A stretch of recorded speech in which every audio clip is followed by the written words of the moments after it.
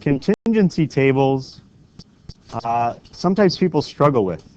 And I think it's because they're bogged down with the formula.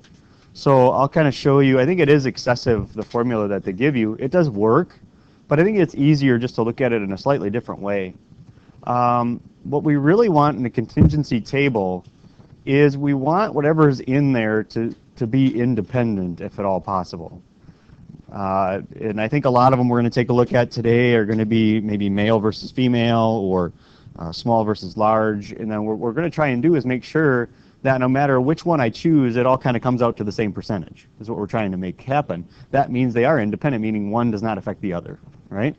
And so hopefully you don't get bogged down with this. And there is a spot, I believe, on your notes, I think it's a new one that you have though, to kind of write in that formula where it says E and then R comma C. All that means is it's the expected frequency for a particular row column. So it is going to look like a matrix is what's going to happen. So it's maybe the expectancy of row 1, column 2. That's what they're talking about there, so that we can talk about which cell we're looking at. And if you don't have one already, you're going to want a calculator today. A graphing one is going to prove very helpful. And so what it says is we can take the sum of whatever row we're looking at times the sum of whatever column we're looking at, and then divide by the sample size, and that will work. And I'll show you in our first example that will actually work in getting us the expected value. But then I'll maybe show you where it's coming from, and I think the math of where it's coming from is way easier. Has everybody had a chance to kind of write that down? Again, you may end up not even using it, and that's okay.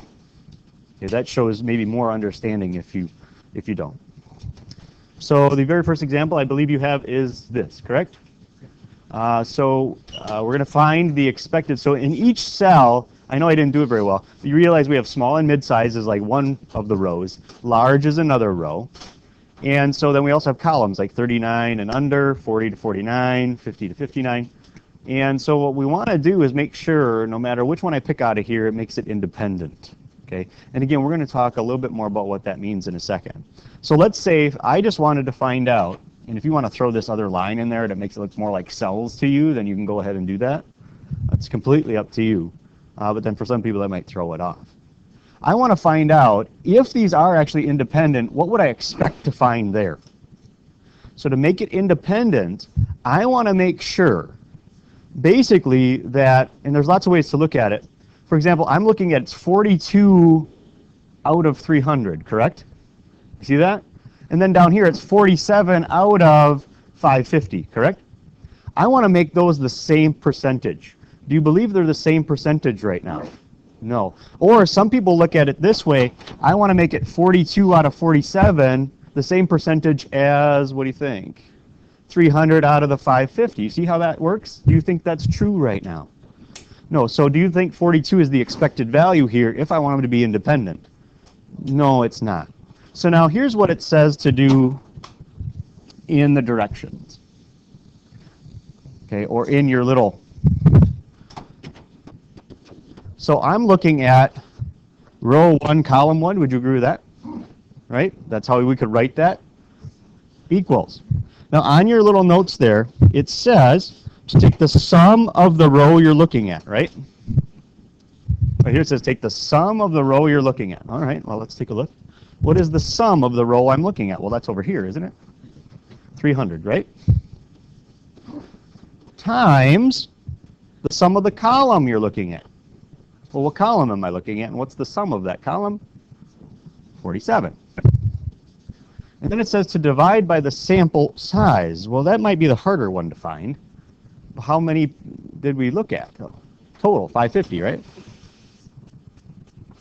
Is the total, there was 550 total companies that we looked at.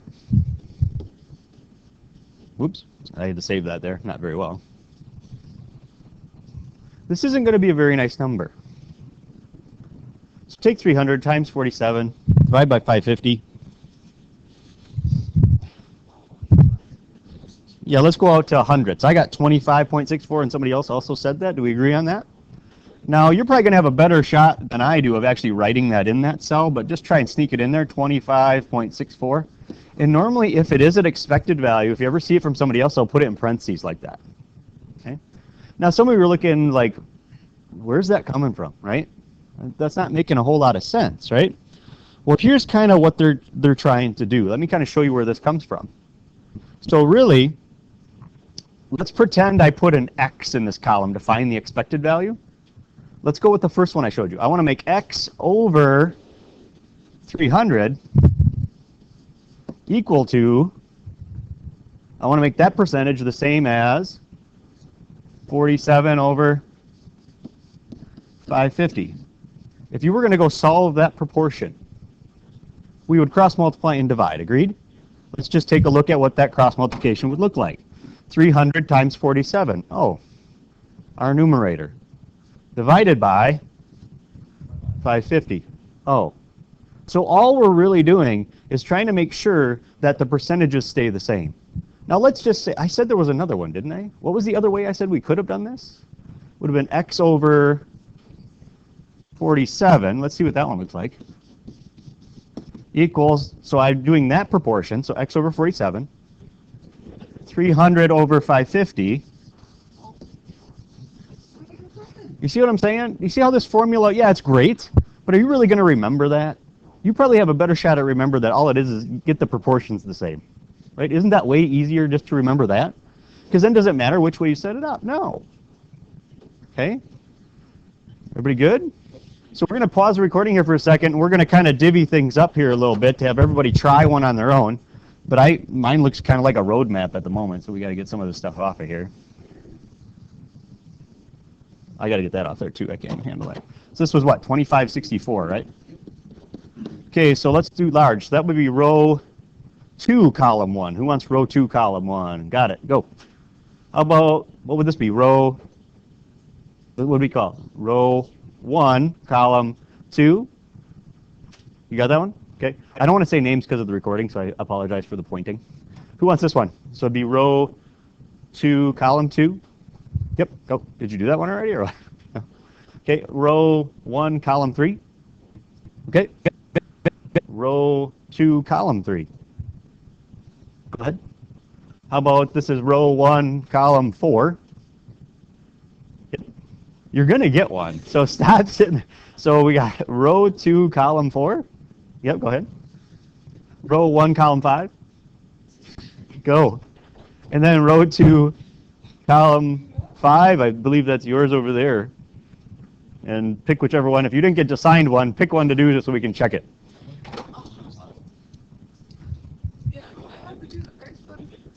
You got row 2, column 5.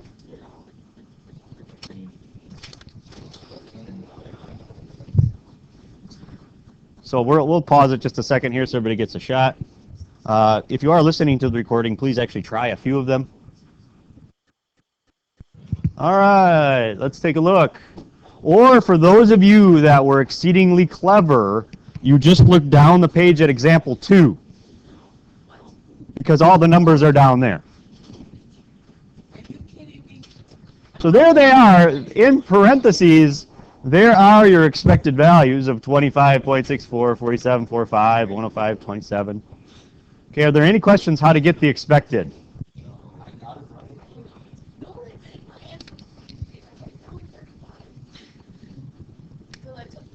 I did not get the same one as what you had. So what happened? Okay. Yes. I did not get first. Which one are you on? Row 1, column 2. Row 1, column 2. So what was your, we have a discrepancy perhaps on row 1, column 2. So let's take a look at that. Okay.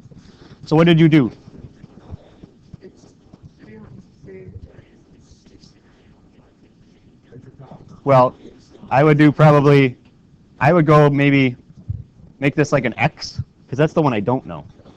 So that's the one I'm trying to fill in. So I would do, actually a lot of times I do this, which is not common, but I just go that way. And then I go over to the end and do 300 over 250 or 300 over 550. Yep, 550, right? Okay. Multiply and divide. So don't use the number that's in there because we don't, that's probably not the expected value. And in fact, that one's not even close, correct? All right. So once again, we are going to divvy some things up here, so hold on. So now that we have observed and expected. Oh, that sounds familiar.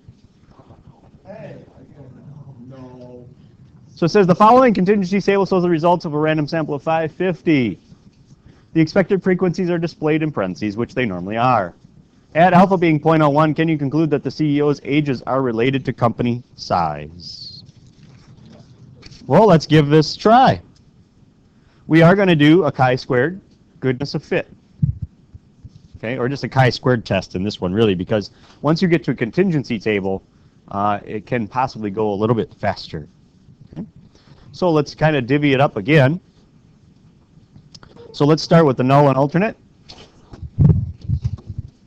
No, it's not. The question was, is the answer to this on the next page too? And I'm like, no, not really. No, it's a different problem that I'm going to show you how to do on the TI-83 or the graphing calculator, whatever one you happen to have. I'll show you that to you.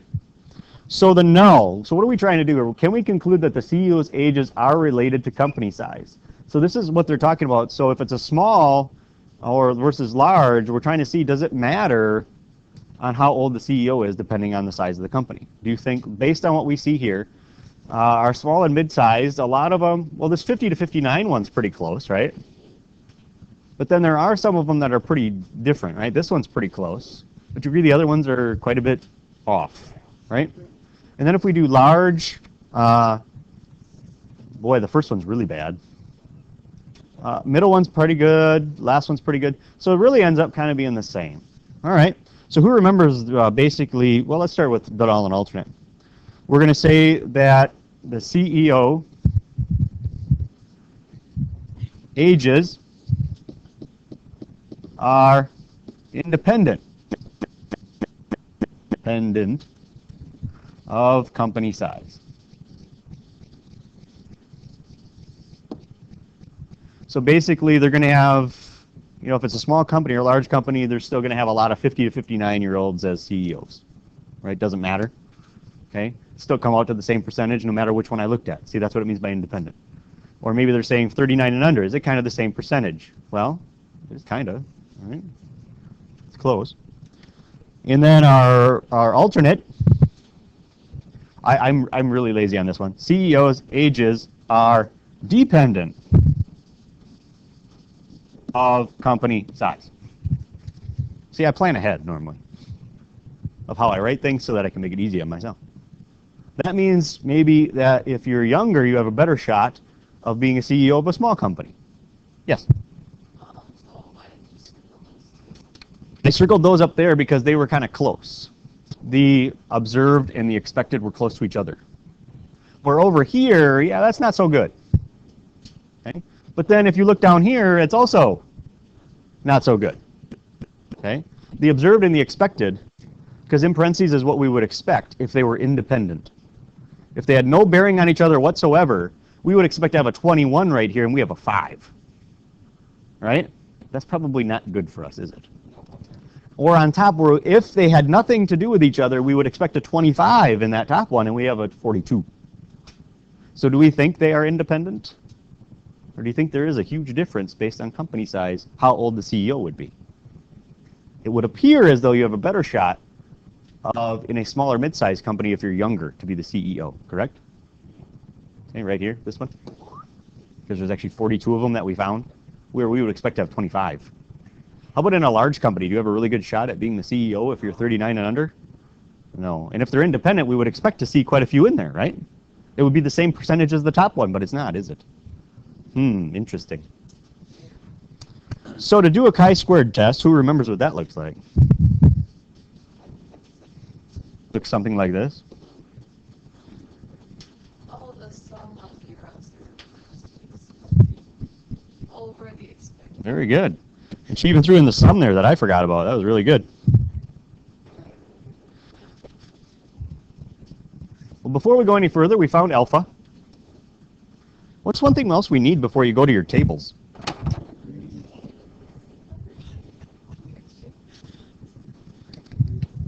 Degrees of freedom.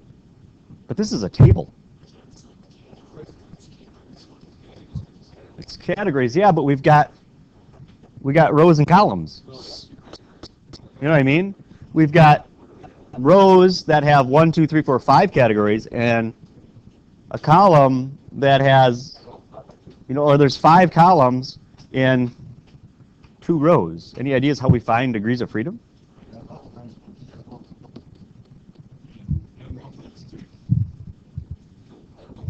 we have 3? Multiply together minus 2. Nope. There we go. Well, let's do it in general. It is, somebody said 5 minus 1 times 2 minus 1. We haven't done this before. But what you do is you take the number of rows minus 1, because don't you agree that all but one of the rows can be whatever they want? But that final row really doesn't have a choice if I want this to work out, right? How about the columns? Isn't it the same thing? So do we actually have to sit here and actually FOIL this out to find out what it is? No, we're going to put numbers in. Okay, how many rows do we have? We have 2. How many columns do we have? 5. So degrees of freedom, 1 times 4 is 4. So we got 4 degrees of freedom, and alpha is 0.01. So why don't you go ahead and find the chi-squared critical. And remember, this is chi-squared test, so it's going to be right-tailed. Very good. Oh, somebody's yelling out numbers.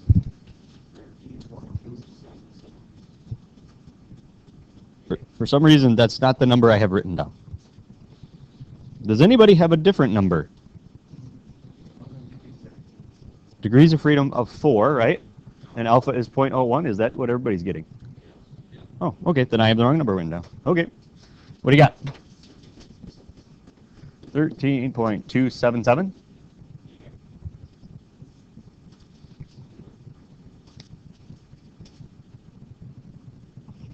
Why do we find that number again? Yeah, it sets up the rejection region, correct? Now for all sorts of fun, let's actually go find that sum for chi-squared. Yes? Well, I hope we could divvy it up a little bit. So why don't you take whichever one you had earlier and find the number for that one? Then do them all if you forgot which one you had. So really the first one, what was it? We had 42 in there, and I think it was 25.64, right? Divided by plus, and then you would just keep doing that. Do you need me to show you on the notes what that would look like, or are we all confident in that? Okay. If you are listening to the recording and you want to see that, just let me know. We can definitely do that. But yeah, we are going to have to do it quite a few times. Okay. In fact, if it's 5 by 2, I'm guessing there's 10 of them. So let's go ahead and just find your decimals here, and we'll write them down up here, and then we'll find the total answer. So we're going to split up the work again, so I'm going to pause it. If you are listening, please actually do some of them so that when I bring up these numbers in a second, that it makes sense. All right, let's take a look. So didn't we say our first one really wasn't very good, right? This 42 minus 25, that was not a good place to start, right? Because what do we get for that first number? Who had that one? Anybody do that one? Well, I just have that sitting there. Oh, what? Our number? What do you mean our number? Well, somebody do it quick. Well, I could bring the calculator up, but I'm figuring one of you could do it quick. 10 point. Uh-oh. Why is that not good? Yeah, we're at the first one, and we're almost to our critical value. Remember, because it is chi-squared, it can't go negative, and so we're looking for that over there, and so this is not looking good. And if somebody in the second one tells me it's like 4, then we can pretty much stop, right? Okay, so the second one over, we'll do row, well, which one did we do next? Why don't we just be smart about this? Because there's another bad one, right? So let's just see how bad that is, and then maybe we can stop, right? So let's do row 2, column 1. Who had that where it was 5 and 21.36? What'd you get? 12.53? Okay, so yeah, let's face it. We could be done. And if I did all of it, and it ends up being 77.9. If you do all of this, you keep going, you get 77, what did I say? 0.9. So our test statistic is 77.9. Our cutoff value was 13 point something. So here's 13 point something, and we're somewhere over here. Yeah, it's probably farther than that. I was just, okay. So really, after 2, but you see how sometimes you gotta be smart. You know, choose the ones that are going to be bad, and have a look. Now, what does that really mean, though? Reject the null. So are the CEO ages independent of company size? No, their age is definitely dependent on how big the company is. And it appears as though the smaller, the better chance of being younger that you have, correct? Would we say something? Well, we can't really say anything about that lines, but we can say they're definitely independent. If we wanted to say something else, we'd have to do more tests. You got to detail it. What did I say? Oh, yeah, they're definitely dependent. Sorry. Thank you. Yeah.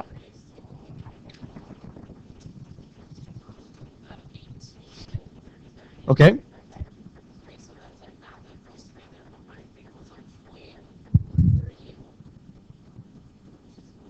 Oh, so you did the 18. So you're saying you did row 2, column 1, and you had the 18 and the 39.55, but you're concerned that yours came out to a small number?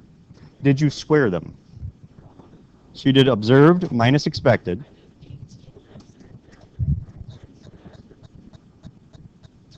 And then you squared it. No, you square first, then divide. That's where the problem is. Because it's observed minus expected squared, and then divide. So good question. But that's really good that you noticed, hey, wait a minute, those aren't anywhere near each other, and I got a small number. Right? What'd you come up with that time? What was it? 11.7? Yeah. But that's good to question that. Very good. Okay, so any questions on... Okay, so let's face it, you didn't do the whole thing by hand because you helped each other out, right? Do you understand why we would say that they definitely are dependent in some way? Can we say exactly how yet? No, we have to do more tests. All right, so let's try one on the graphing calculator. Here is the best part about the graphing calculator. This even works on the 83s if you have a table like this. And the best part is you don't even have to get the expected values. It does that for you too. So the first thing we have to do is remember how to put matrices into the calculator, because this is the matrix we are going to put in. Okay? So it is a what by what matrix? 2 by 4 matrix, correct? 2 rows, 4 columns. Who remembers how to get there is then the next question.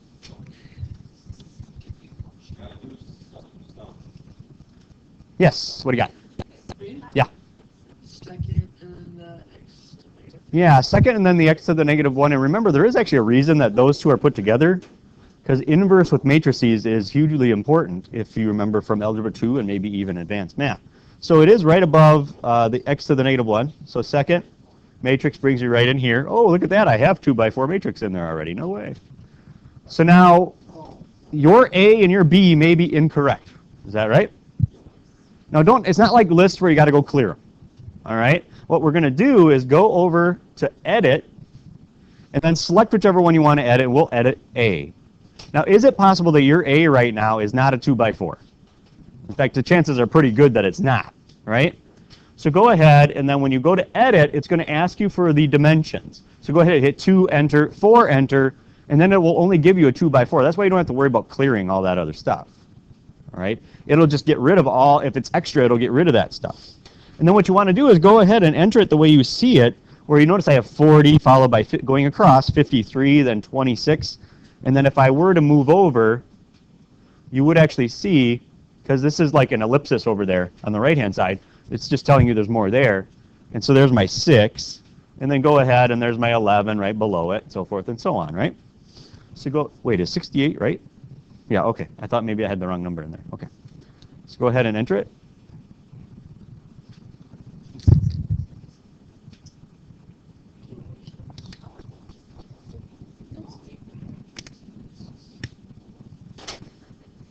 Okay. Let me know when you are done with the matrix. Those of you with the Inspire, you may have to find where to do that.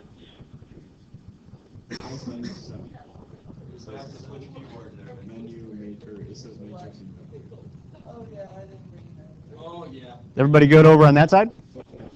Got them entered? Yes. Everybody ready? Let's get out of here then. Remember, this matrix program is very finicky. Okay, you have to get out of there, so you got to quit, which is second, followed by mode. Now, what are we trying to do? We're trying to do a chi-squared test on this, right? So we're probably going to go back to stat, right? And then over to test. Whoa. Everybody got that? Now, I'm going to actually hit up because this is at the bottom, the one I want, or you can just keep hitting down. But it's towards the bottom, so I'm going to hit up, and it's actually letter C, at least on mine. I believe it may be different on yours. This is the one letter D that those with the Inspire or the 84 have. Chi-squared goodness of fit test, that's not the one we're doing right now. That's if you have lists. The chi-squared test is if you have a table. Okay? So the goodness of fit test is something they did add to the calculator once they came back and did the 84 in the Inspire. Okay? Yeah, I think that would probably be it. We'll check. Somebody said they have the chi-squared two-way test. We're going to check and make sure that works because it is two things, so it should work. All right, so here we go. Everybody ready? Everybody to here? Hit enter. Observed. Do I know what those are? Isn't that what I just entered in matrix A? And is that what it has right there? Does it have matrix A sitting there for you? Did we enter the expected in matrix B? Don't have to worry about it. It's going to do it for us. So go down there. Basically, you're telling it where to put the expected when it's done. So don't put A as well, because that's really going to cause problems. It'll replace it. I think, let's test that out. That's a good question. Somebody said, what if there was something in our matrix B? I do believe it will replace it. I think you're telling it where to put the expected values. Now, you can either calculate or draw. It's completely up to you. The draw actually gives you the chi-squared distribution and fills it in for you, if that's what you want to look at. But now, it's not going to give us a lot, but it gives us more than you think.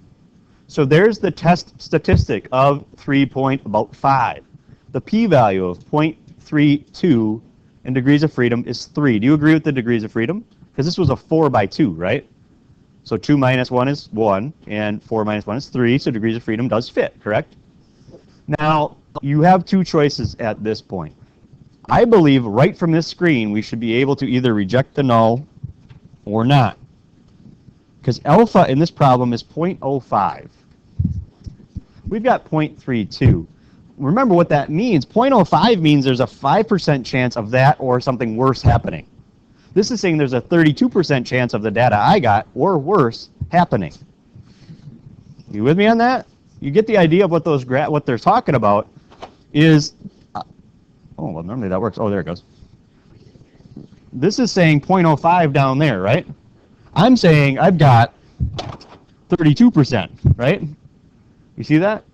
So the p-value is much larger than alpha, correct? So am I in the rejection region? No. P has to be smaller than alpha. Okay, because if p was like 0.02, then I'd be sitting right about there, right? But that's not what we got. 32% chance that this happens or worse. So can I reject the null that, what are we rejecting here? Health Club wants to determine the number of days a week college students spend exercising. Do you think the gender is independent of the exercising? Based on this, were we able to reject that? No, they're not independent. Okay. Yeah, you would want to put independence in the null because that's what this table is trying to create. They're telling you what would the values have to be if they were independent. And then we compare it to what we found. And let's face it, a lot of times do you think they're going to match up really well? No, there's normally going to be that one at least that's not where it should be. Because that's just how things work, right? Okay, question. Okay, let's try mine. It might be that you have, the question was I went to draw and it won't let me. It might be go to your y equals and see if you have something already graphed. Is one of your stats turned on? Like darkened? Okay. Yeah, one of your plots is turned on. It's dark. So turn that on. Now try it again. Here, I'll show you. The problem was, I believe, we'll try it again. You had one of these plots up here on top turned on. And so it was trying to plot it to that graph and it couldn't. So try it again. Let's see if mine works. It did? Okay, good. Let's make sure it looks the same as mine. Whoops.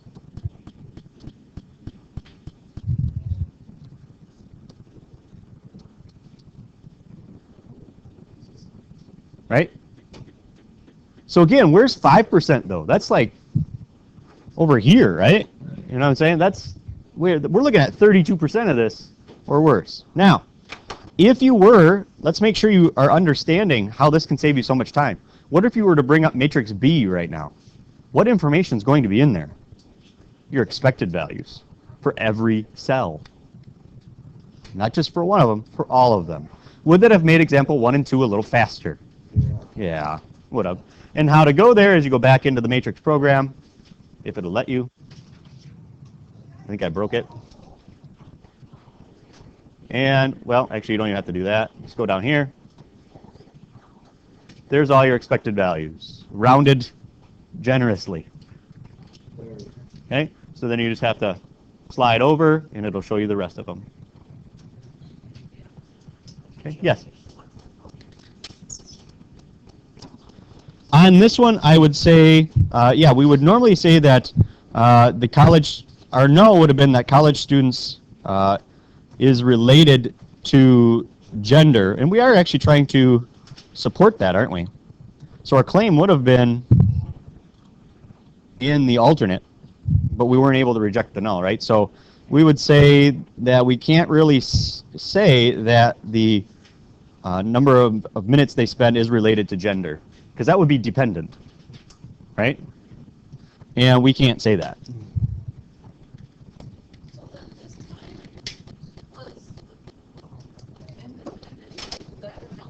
No, independent's always going to be in the null. You're going to want to put there. They were trying to say that they were dependent, though. That's what they were trying to claim. Yeah. Yes. What was said is that our claim was in the alternate, and that is 100% correct. Okay? But could we really say that, though? We couldn't reject that, no. Everybody good?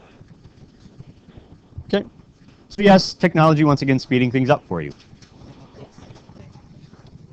Well, for those of you that could find it, yeah. Did that other one work or no, the two-way? Okay. Which one? Does it ask you where you should put the expected? Because that's what it asks me in my test.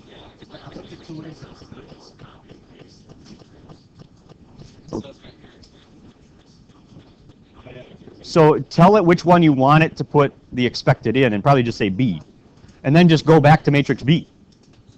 You're basically telling it where you want it to put the information.